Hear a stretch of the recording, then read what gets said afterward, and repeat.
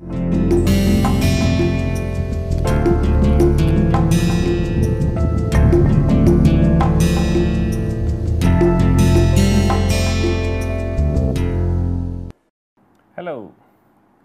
welcome to Noise Control and its Management. Today is the fourth day of this particular week, and starting today we will discuss about enclosures and partitions as to how these types of approaches can be used to reduce noise.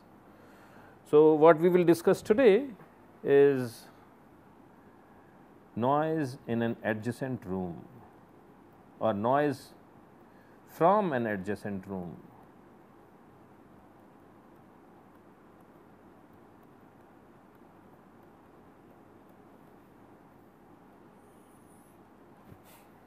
So, here is the context.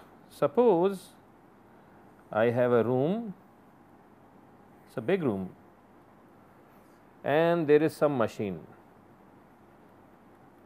which is producing noise, and there is a person here, and we are measuring sound power level or sound pressure level at this location, and suppose this sound pressure level is very high. So, we want to reduce noise, and of course, noise is coming because of vibroacoustic as well as airborne mechanisms. So, one way to reduce this noise is I create a wall here.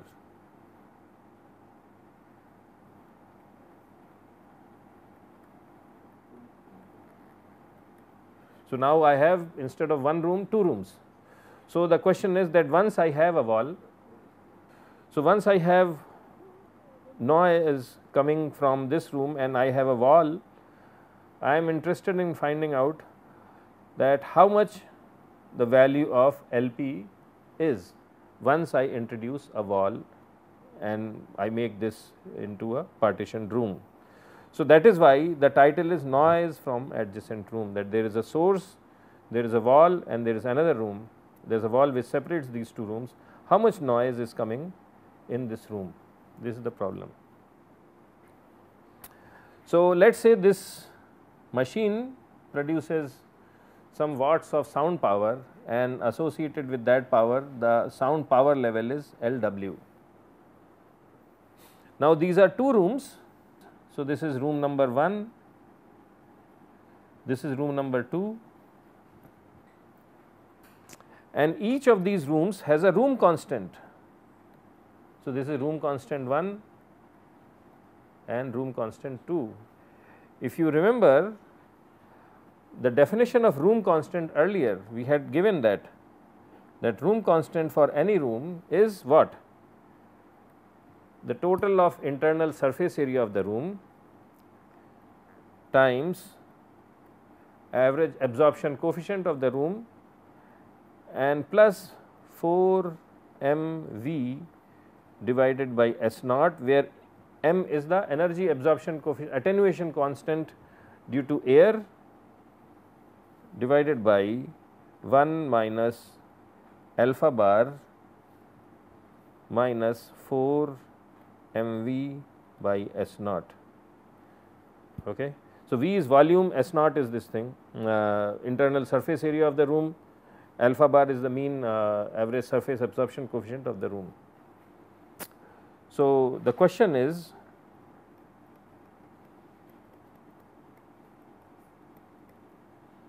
given LW, what is LP? This is what we are trying to figure out. So, the answer to this question comes from a lot of mathematics and also based on analytical formulations as well as statistics as well as some empirical data, and what I am going to write down is directly the result. Okay.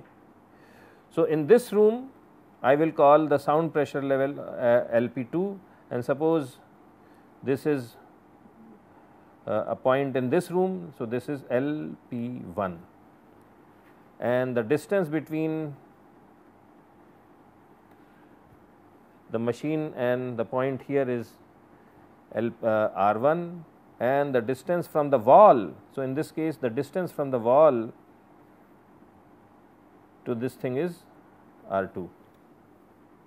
So, with this context, here is the, I will directly give the result and then we will learn how to use it, because that is more important thing about this course. So, LP2, which is the sound pressure level at any point in room 2, is equal to LW minus 10 log 10 of room constant R1 plus 10 log 10 of 4 SW, and I will explain that, divided by room constant R2 plus 1 if R2 is less than SW by 2 pi, and this is LP2 equals LW minus 10 log 10 of R1 plus 10 log 10 of 4 SW by R2 plus SW by 2 pi R2 square. Oh, I am sorry, this is, I missed some terms here, minus TL plus 0.1 if R2 is less than SW divided by 2 pi, and this is again minus TL plus 0.1 if R is more than SW divided by 2 pi, and I will explain what all this thing means. So, SW is the surface area of the wall, it is the surface area of the wall. TL is transmission loss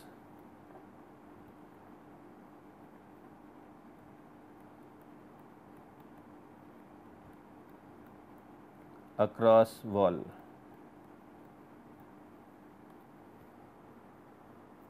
And this is R2. Okay.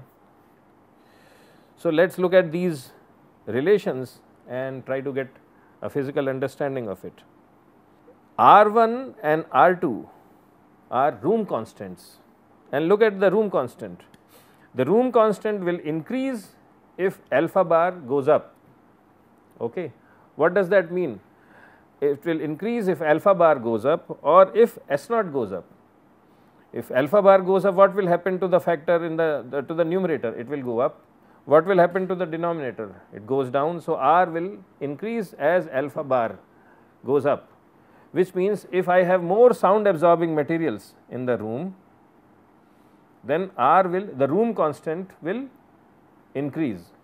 Similarly, if the internal surface area of the room is large, then room constant will increase.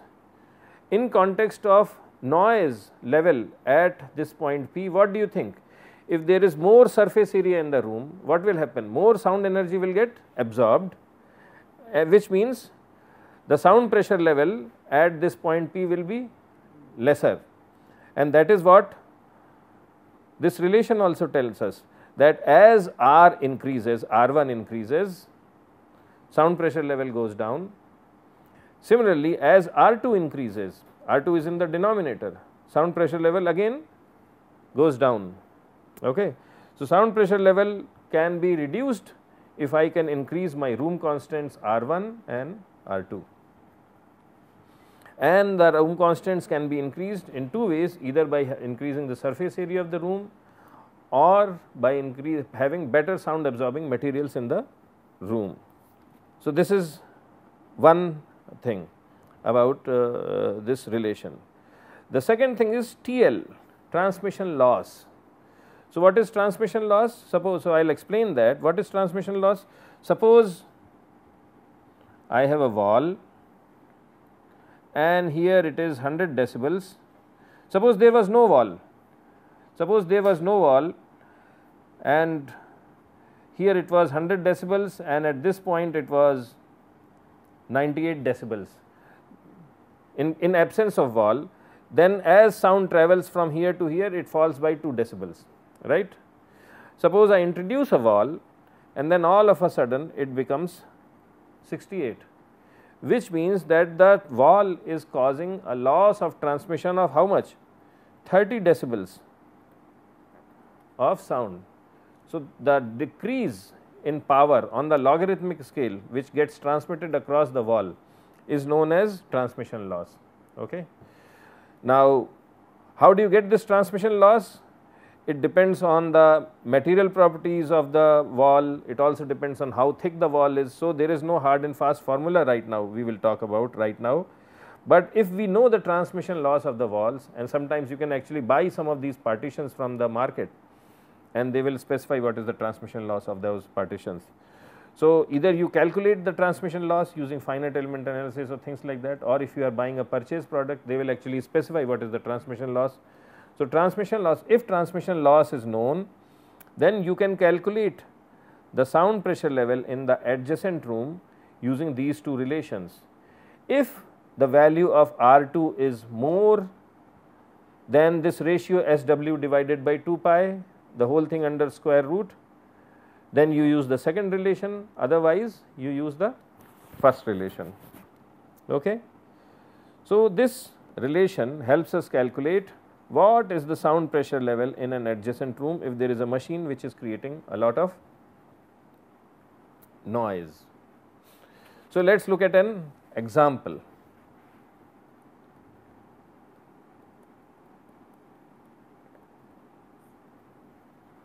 So, consider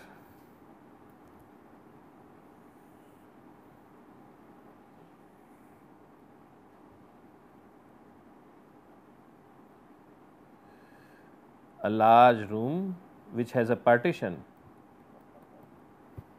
Okay. So, this is room number 1, this is room number 2.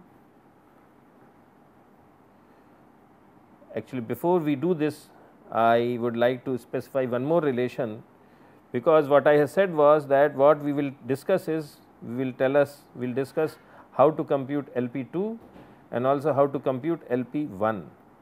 Okay. So, to compute LP1, we have another relation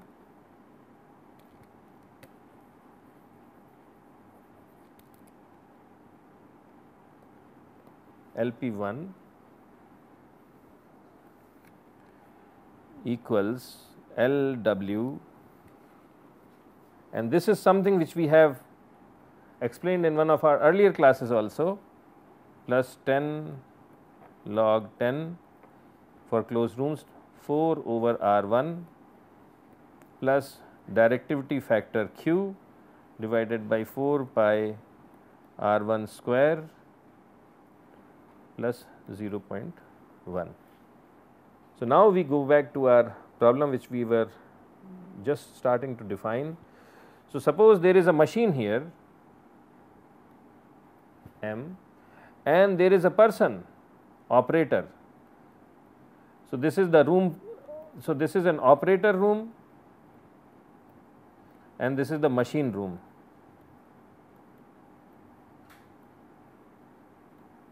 Okay. This is an operator room and there is a machine room, and the machine generates a lot of noise. So, we want to make sure that the operator which is controlling this machine electrically and through electronics and instrumentation, this person is not exposed to a lot of sound pressure. So, we are interested in finding out what is pressure level in this room and the distance. So, this guy is R2 is this distance. So, R2, so he is about 1.5 meters away from the wall. Okay. The other thing we know is that this wall is having a surface area of SW is 16 square meters. 16 square meters, and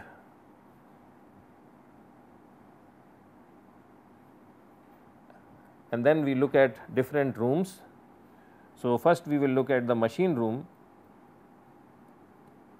and we will look at data in the machine room.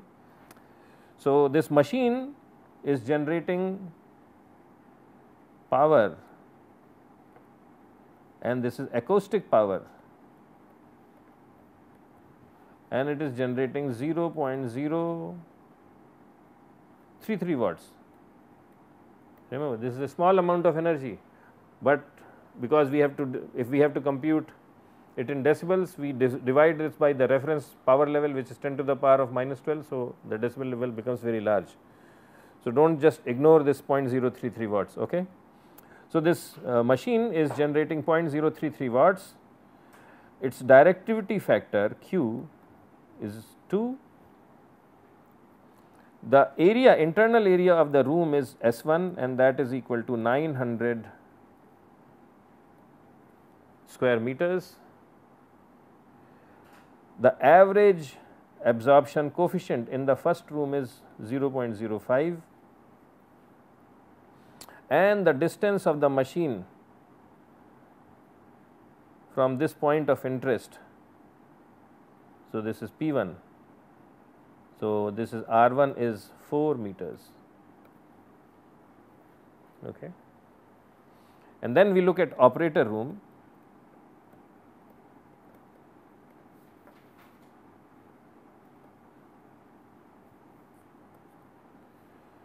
So, what are the details of the operator room? So, internal surface area of the room is 100 square meters.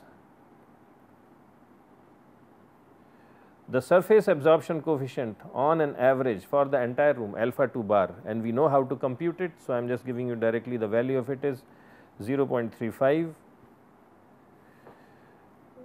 The area of the wall SW is 16 square meters, and the distance, I will just rewrite that, is 1.5 meters, and the transmission loss is 30 decibels.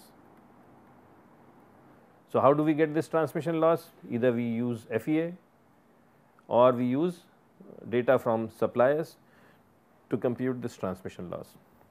So, given this information, the question is,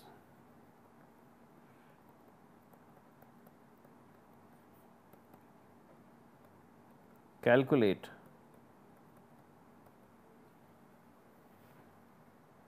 we have to calculate LP2 and LP1, and the second thing we have to do is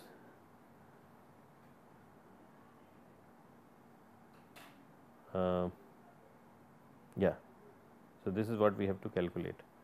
And if we think that the pressure in the second room is very high, sound pressure level, then how do we further reduce this sound pressure level in the second room?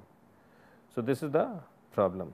To do all these calculations, let us look at these relations.